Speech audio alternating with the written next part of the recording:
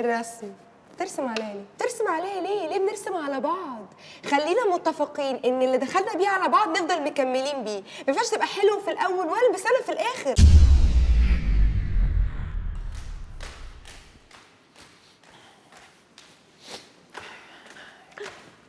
تعالى خد. مي عامله ايه؟ قوم اقف كده، قوم اقف. ليه فين؟ قوم اقف. برويتا. ده ايه ده؟ ايه المنظر ده؟ انت بقيت سباك خلاص، احترفت السباكه. ايه المنظر ده؟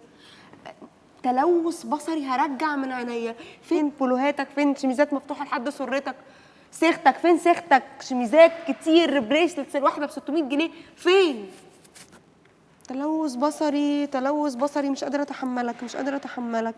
انت بتتكلمي ليه كده اصلا بالكتكوت ده؟ مش قادره اتحمل. لا ده راكور. على فكرة احنا بنحب الدلع والله. طب جرب قولي انك معجب بحاجة، قولي كومنتات جميلة لما تشوف شكلي حلو، قولي ان هو حلو، مش لازم بس تقعد تقول على الحاجات الوحشة وايه ده المونيكير مقشر وايه ده.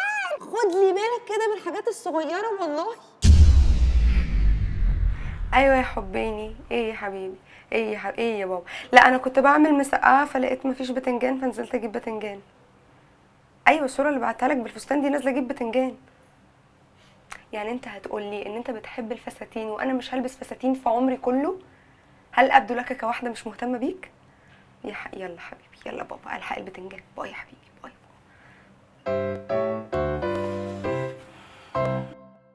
مرحلة التلزيق ودي عادية جدا، ما تقلقش، ما تتوهوش على نفسك، انت تمام مفيش اي مشكلة. هي بتبقى في فترة اول 3 ل 7 8 شهور كده، تحس ان انت عندك هرمونات احمد هارون كده زيادة، بتحس ان انت تلمس نفسك كده تلاقي نفسك بتلزق، تلمس نفسك تلاقي نفسك، بس دي عادية جدا ما تقلقش. ميرسي. ايه ده؟ انت هتعمل ايه؟ احط سكر؟ هتحط سكر وانا عايشه؟ انا اللي اعمل معاك كده؟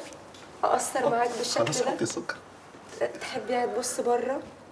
بص بره، تحط هيبرد. وتقوم بنفسك، تقوم كده وتقوم وتحط سكر وانا عايشه وبتنفس.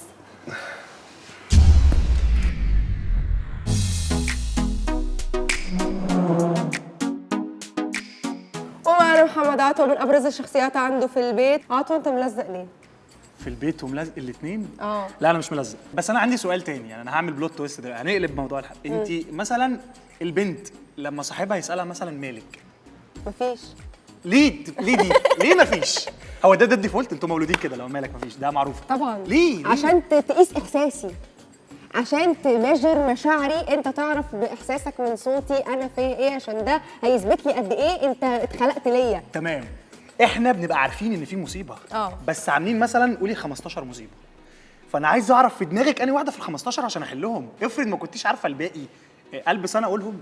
بص يا عطوة انت صديق عزيز وانا هصارحك بحاجه، احنا ما بنبقاش عارفين ولا واحده من ال 15، فانا بقول لك ما فيش عشان تخر باي حاجه. كله اللي هو تعالى. اه ده ليه الشغل ده؟ ايه الشغل التلزيق ده؟ في سنس، انت عارف ان البنت بتحس، لان في سنس كده. لو انا ما بعملش حاجه غلط وانت بتعمل حاجه غلط انا هحس، لو انت ما بتعملش حاجه غلط وانا بعمل حاجه. كفايه اصفرار على الرجاله، كفايه بجد. صدقني كفايه. صدقني. المهم مش ملزق، ننجز الموضوع، مش ملزق. شكرا يا عطوة، فقرة المعلومة الشمال نورتني.